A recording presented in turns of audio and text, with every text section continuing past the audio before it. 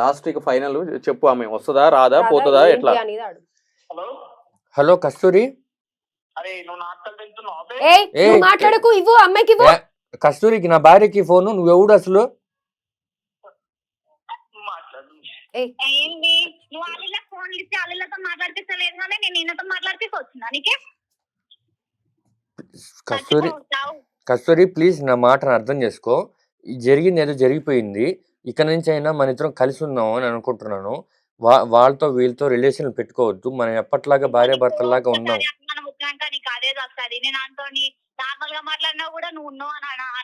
ఇంకెందుకు మాట్లాడతావమ్మా నువ్వు ఇంత జరిగిన తర్వాత?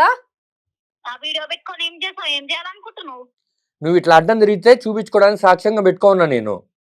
సాక్ష్యంగా పెట్టుకొని ఏం బిక్తో అరే బాయ్ నువ్వు మస్తు చెప్తున్నావు, నీకు సుత్తలు కనిపిస్తారా? నువ్వు మాట్లాడకు. వాళ్ళిద్దరు మాట్లాడుకుంటుంటే నువ్వేంటి మధ్యలో? వాళ్ళిద్దరిని మాట్లాడుకొని ఏం మాట్లాడుతున్నాడు? నోరు మూసుకొని కూర్చున్నాడు కదా, ఒక్క మాట మాట్లాడి. ఇప్పటికైనా నిన్ను రమ్మంటున్నాడు కదమ్మా, రావచ్చు కదా. మరి ఇన్ని రోజులు ఏం చేశాడు అంటున్నావు? ఈయన కూడా నా మొగడే మాట్లాడతాడు. మరి ఇప్పటిదాకా కాదు అనుమానం అది ఇది అని అన్నా. చూసారా సరే ఎలా మాట్లాడుతుందో? ఆమె క్యారెక్టర్ అర్థమైంది. ఆమె క్లియర్ గా ఏమర్థమైంది నీకు? పరిస్థితి ఏమర్థమైంది నీకు? ఏమర్థమైంది ఏంది? పెళ్లి చేసుకొని కాపురం చేసి ఒక పాపను బిడ్డను కని ఇప్పుడు ఇంకొకటి రిలేషన్ పెట్టుకొని వాడు మళ్ళీ నా మొగుడు అని అంటావు. ఇట్లా ఎంతమంది జీవితాలు నాశనం చేస్తావు? ఎంతమంది జీవితాలు ఆడుకుంటావు నువ్వు?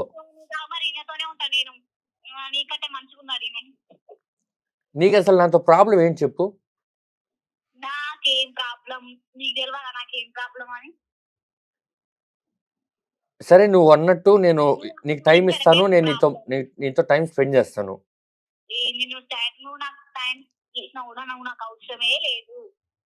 మరి నన్ను ఎందుకు పెళ్లి చేసుకున్నావు అయితే? అనుమానించేది కాదు. నేను ఆల్రెడీ బెడ్రూమ్ లో మీ ఇద్దరు పడుకొని ఉంటే ఆ సీన్ చూసా. నేను వీడియో కూడా తీసింది. అందుకే నేను బెడ్రూమ్ లో మీరిద్దరు పడుకొని ఉంటే చూసాను.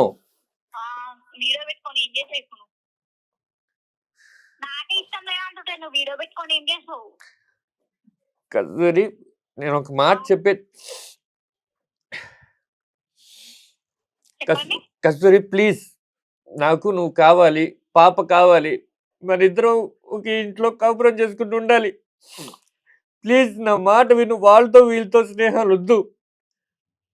నువ్వు నాకు అవసరం లేదు. నీకు పాప కావాలంటే నువ్వు నాకు డబ్బులు ఇచ్చి తీసుకెళ్ళు. నీకు తెలుసు నేను ఇవ్వలేనని. నేను నాకంత స్తోమత లేదని నీకు తెలుసు. తెలిసి కూడా కావాలని ఎట్లా అడుగుతున్నావు నువ్వు? నాకు కనీసం నాకు పాపనైనా నాకు ఇవ్వు ప్లీజ్. నేను అంత డబ్బు అయితే ఇవ్వలేను. మాక్సిమం నేను ఒక 30,000 అయినా ఇవ్వగలుగుతాను, కానీ అంత డబ్బు అయితే నేను ఇవ్వలేను కస్తూరి.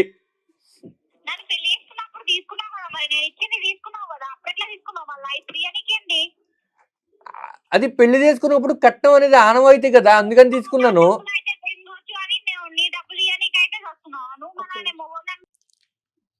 మీ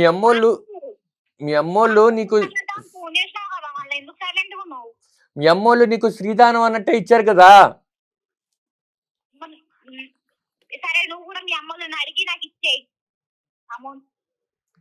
సరే కట్నం తీసుకున్నాను అంటున్నావు. అదంతా నాకు తీసుకున్నాక నేను నీకే కదా బంగారం చేయించింది.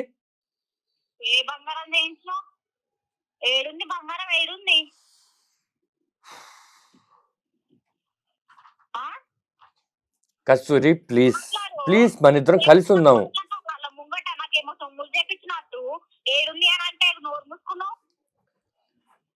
బీరువాలో చూడు ఒకసారి. నేను కొనిచ్చినవి, నేను చేయించిన బంగారము అన్ని ఉంటాయి. అది నువ్వెవరికి ఇచ్చావో అది చెప్పు. ఇదిగో మన ఇద్దరం ఇట్లా మాట్లాడు.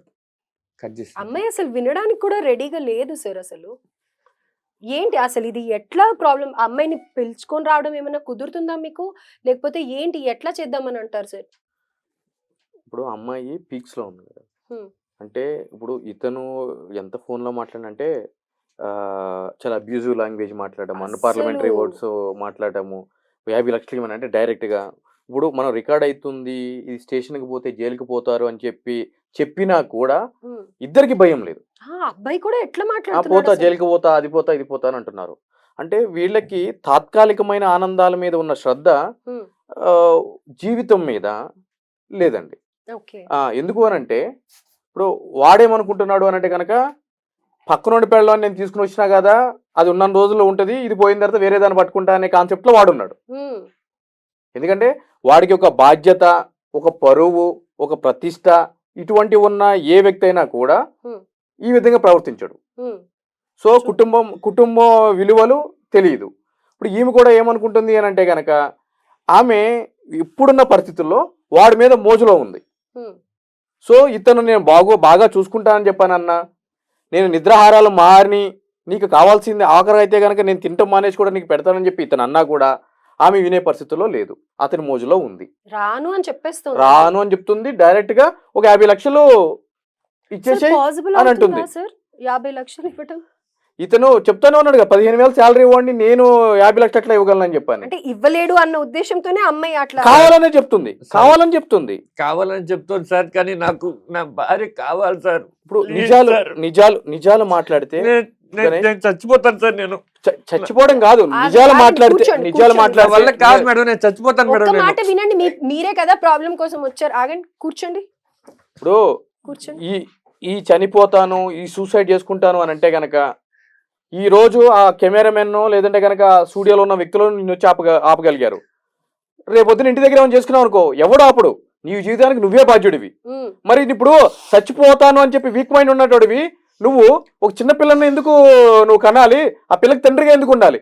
ఆ పాపే భార్య లేనప్పుడు నీ భార్య నేను నీ ఎందుకు భార్య సార్ మోసతోటి బతకను? వేరేటోడితో పోయింది, నువ్వు చేతకాక నువ్వు సూసైడ్ చేసుకుంటావు, మరి ఆ పిల్ల పరిస్థితి ఏంటి?